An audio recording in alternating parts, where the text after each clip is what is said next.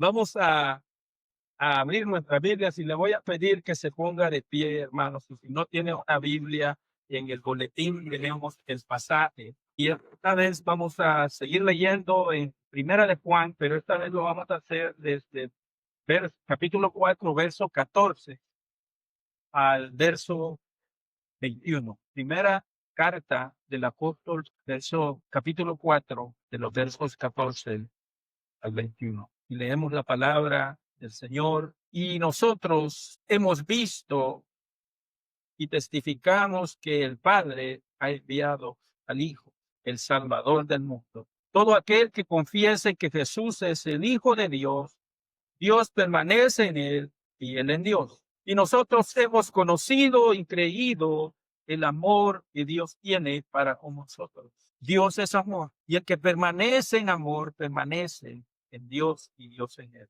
En esto se ha perfeccionado el amor en nosotros, para que tengamos confianza en el día del juicio, pues como Él es, así somos nosotros en este mundo. En el amor no hay temor, sino que el perfecto amor echa fuera el temor, porque el temor lleva en sí castigo, de donde el que teme no ha sido perfeccionado en el amor. Nosotros le amamos a Él porque Él nos amó primero. Si alguno dice yo amo a Dios y aborrece a su hermano, es mentiroso. Pero el que no ama a su hermano, a quien ha visto, ¿cómo puede amar a Dios, a quien no ha visto? Y nosotros tenemos este mandamiento de él: el que ama a Dios, ame también a su hermano. Puede tomar asiento, hermano, hermana. Y si usted recuerda, hemos estado predicando acerca de la primera carta del apóstol Juan. Y el apóstol Juan tiene la intención de alentar a los cristianos que eran perseguidos, que corrían el riesgo de ser expulsados de las sinagogas y corrieran el riesgo de caer en las manos de falsos maestros que decían que Cristo no había venido en carne, y otros maestros que aprobaban conductas pecaminosas, contrarias a la ley. Pero lo más triste de esta situación es que estos falsos maestros decían tener la verdad, a lo que Juan llamaba a los cristianos a probar los espíritus. Y otra cosa más difícil de esta situación, de estas circunstancias, es que estos habían salido de las iglesias, habían sido parte de las comunidades cristianas. La prueba para probar las falsas enseñanzas a las que Juan decía era guardar los mandamientos y tener el concepto correcto de la persona de Cristo, de su presencia corporal aquí en la tierra y de su obra. ¿Quién era? ¿Quién fue el apóstol Juan? Si pudiéramos hacer un perfil de quién era el apóstol Juan, usted recuerda aquel pescador originario de Galilea, hijo de Zebedeo, hermano de Jacobo. Antes de seguir a Jesús, trabajaba como pescador con su hermano. Se cree que eran dueños de barcas. Juan era uno de los primeros discípulos llamados por Jesús, pero como su hermano Jacobo, el haber tenido este apodo, este sobrenombre, los hijos del trueno, no era cosa fácil. Y déjeme decirle, una ocasión Juan pide a Jesús: Señor, que descienda fuego del cielo para consumir una aldea en Samaria. Ese era el hijo del círculo íntimo del maestro. Fue transformado por el evangelio. Su carácter fue puesto a la disposición del maestro. El evangelio cambió su vida. Después de ser un pescador con carácter impuesto, ambicioso, vas a ser el apóstol que habla del amor de Dios. ¿Por qué? Porque es transformado por el amor. Es el propio evangelio que cambia al hijo del trueno. Y el día de hoy, hermanos, continuamos en el capítulo 4, en los versos 14 y 17, considerando la siguiente premisa: el evangelio se refleja en la vida del cristiano auténtico. Se refleja en la vida del cristiano auténtico. Y consideramos 3 puntos bajo esta premisa. 1, el ser testigo fiel. 2, ser portadores del amor de Dios. Y 3, reflejar la imagen de Dios. El verso 13 dice, en esto conocemos que permanecemos en Él, en que nosotros, perdón, y Él en nosotros, en que nos ha dado el Espíritu. Sabemos que los hombres de Dios, hombres y mujeres de Dios, han sido sellados con el Espíritu de la verdad. Este sello requiere, ¿verdad?, evidencias de que usted y yo estamos siendo transformados. Y el apóstol Juan, como testigo fiel, en el verso 14 dice, y nosotros hemos visto y testificamos. Los apóstoles, hermanos, caminaron con nuestro Señor, vieron su humanidad, vieron su ministerio, fueron transformados, su vida fue transformada, vieron al Verbo hecho carne y conocieron del Señor. Y es el apóstol Juan lo describe en el capítulo 1, lo que hemos visto, lo que hemos oído, que nuestros ojos han visto, lo que hemos contemplado, lo que palparon. Era un testigo fiel. Y dice, lo que palparon nuestras manos tocantes al Verbo de vida. El testimonio apostólico que describe el apóstol Juan no se puede pasar por alto. No es poca cosa que el Señor haya venido, fue manifestado y dado a conocer. Juan entonces dice, en el Evangelio, según San Juan, dice, todas las cosas por Él fueron hechas y sin Él nada de lo que ha sido hecho fue hecho. En Él estaba la vida y la vida era la luz de los hombres. Era el Hijo de Dios. Es el que testifica diciendo en el verso 14, y nosotros hemos visto, nuestros sentidos han contemplado. Pero no solo eso, Él dice, testificar.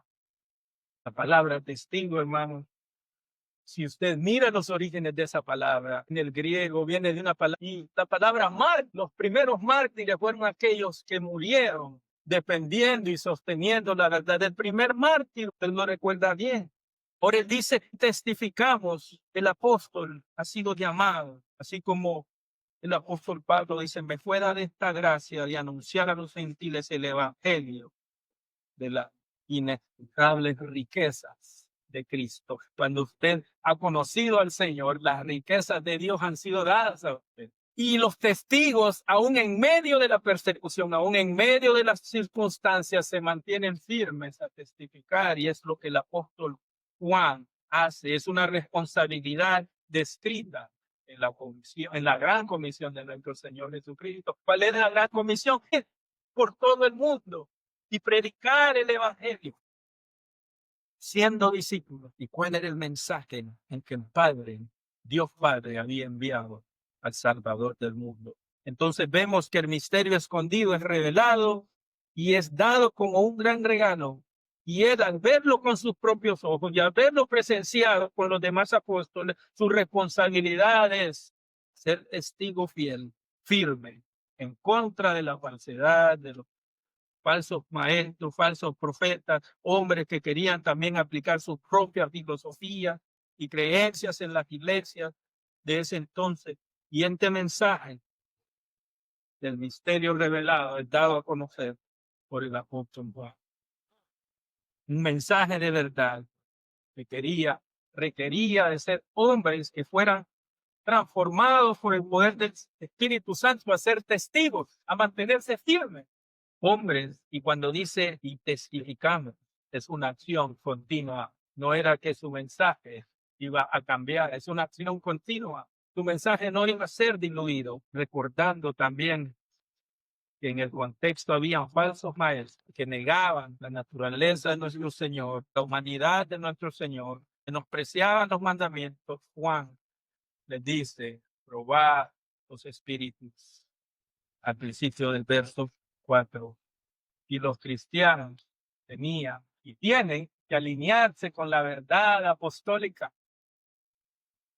El mensaje apostólico transmitido a través de los tiempos. ¿Por qué? Porque el evangelio, hermano, es el que va a cambiar, es el que va a reflejar crecimiento en el cristiano auténtico. Se reflejará en la vida del cristiano auténtico. Veamos el verso 15, pasando al segundo punto, portadores de la verdad, todo aquel que confiese que Jesús es el Hijo de Dios. Dios permanece en él y él en Dios. El portador, usted ha escuchado esa palabra portador. Cuando alguien dice, en el términos médicos, portador de la sangre O positivo. Es algo importante para la medicina moderna, porque aunque sea un tipo de sangre muy común, es la base para la mayoría de los procedimientos de emergencia y transfusiones de rutina en los hospitales. Son valiosos para la investigación. Cuando cuando la sangre O positiva tiene pocos riesgos de que se coagule o de que tenga enfermedades cardiovasculares, y contribuye al avance de la salud, ser un portador de la verdad de Cristo. Si usted ha creído en él, contribuye en sus comunidades, contribuye donde usted trabaja. Las personas van a ver en usted algo diferente. Las personas lo van a buscar y le van a decir, yo puedo venir a usted por un consejo, porque hay algo diferente. El apóstol Juan dice, todo aquel que confiese. La palabra confesar viene de esa palabra también. Usted ha escuchado la palabra homólogo. Un ejemplo de esta palabra, digamos, el presidente de México recibe la visita de su homólogo de los Estados Unidos. Esa es la palabra confesar, viene de esa raíz que significa admitir algo ocurrir, pero un homólogo es la persona que tiene la misma posición, cargo, función, característica. En el caso de los cristianos verdaderos, entonces, pudiéramos decir que nosotros tenemos y compartimos la misma verdad que los apóstoles. Tenemos el estatus de hijos adoptados por Dios. Nuestros homólogos cristianos deben sostener la verdad apostólica. Si usted se considera un cristiano verdadero, Juan está diciendo que todos aquellos que confiesan a Cristo como hijos han recibido la promesa del Padre, y todo aquel que confiese se identifica con la verdad apostólica. Los falsos maestros decían, no, el Señor, es imposible que Dios haya sido encarnado. Solo era un espíritu, pero todo aquel que confiesa confirma la obra de su espíritu.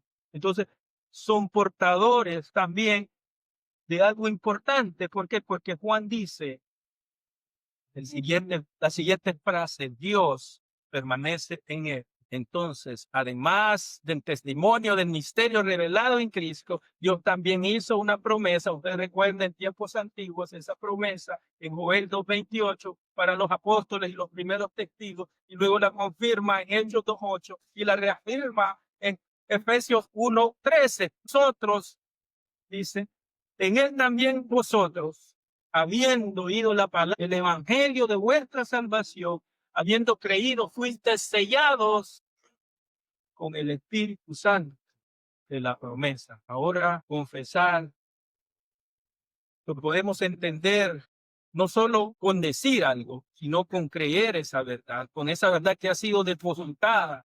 Aquellos que han depositado la verdad en el Mesías, el Espíritu Santo de Dios ha obrado en ellos, ha llamado sus vidas, ha movido sus vidas al arrepentimiento. Y para los lectores de primera mano, los hermanos que recibieron esta carta en sus manos, su fe tenía que sostenerse en esta verdad, leyendo el testimonio de Cristo, confesando esa verdad, que todo el que confiesa y ha creído en el Cristo, somos homólogos de un mismo reino, pertenecemos a un mismo reino, y les ha sido dada la posición de hijos por el favor y la buena voluntad de Dios. Y si el amor de Dios está en su vida, y si otros pueden llegar a comprender el misterio, si usted les habla de ese amor, en un mundo perdido, un mundo que está muriendo, tratando de vivir con otros medios, la única esperanza está en el evangelio, y usted es portador, porque usted ahora ha creído en Cristo, usted tiene ese testimonio, usted cree en las Sagradas Escrituras, el Espíritu Santo es el que marca la diferencia en su vida, lo hace a usted portador de la verdad para beneficio de aquellos que no le conocen o para juicio. Y es como un catalizador, porque ahora Dios vive en usted, el amor de Dios está creciendo en usted y no puede dejarlo guardado. sino tiene que vivir ese evangelio en acción. El evangelio debe reflejarse en su vida cristiana. Y el verso 16 dice, y nosotros hemos conocido y creído el amor que Dios tiene para con nosotros. Cuando hablamos de conocer a Dios, es que Dios se dio a conocer y los discípulos vieron esa gloria como la del unigénito. Un conocimiento no informacional, fue un conocimiento dado por fe, creando la convicción y la operación gloriosa, hermanos, del Espíritu Santo que crea fe en el corazón del hombre. La fe que usted tiene, la fe que el Señor depositó en su corazón, no es porque lo invitaron a la iglesia, y no le estoy diciendo que no inviten, pero es por la obra del Espíritu Santo. Y miren, la gloriosa operación del Espíritu Santo creando fe, cambiando la vida de Juan, el hijo del trueno, el que pescaba cerca de la zona donde Juan pescaba, creo que se metía en problemas, pero ahora Juan es el apóstol que predica a Cristo y su amor, el amor de Dios.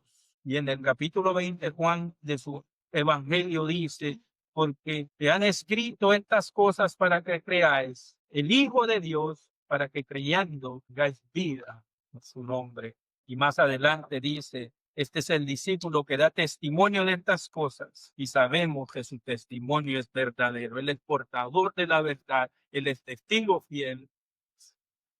Ahora está animando a los hermanos a seguir adelante. Todos sabemos, hermanos, aquí en el verso 16, de nuevo, dice, y nosotros hemos conocido y creído el amor que Dios tiene para con nosotros. Y el amor de Dios es perfecto, porque Dios desde antes de la fundación del mundo tenía preparado mostrar su infinita misericordia para con nosotros. El amor de Dios es perfecto, es inquebrantable, porque su palabra nos dice que Él nos amó primero, no es una condición que depende de nosotros.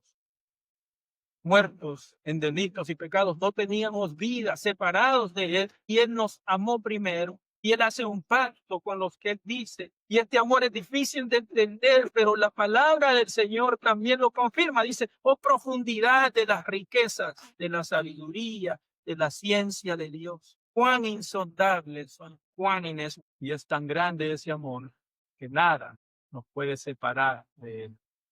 El concepto de amor que el mundo da es una emoción pasajera, pero el concepto de Dios, de su gracia perdonadora, que no merecíamos, es que Cristo murió por nosotros y esa promesa de Él de salvarnos nunca soltará a aquellos que confían en Él. Él lo lleva de la mano. El capítulo 1, verso 1, capítulo 3 de la misma carta del apóstol Juan dice, de esta manera, gran el amor nos ha dado el Padre al hacernos hijos de Dios.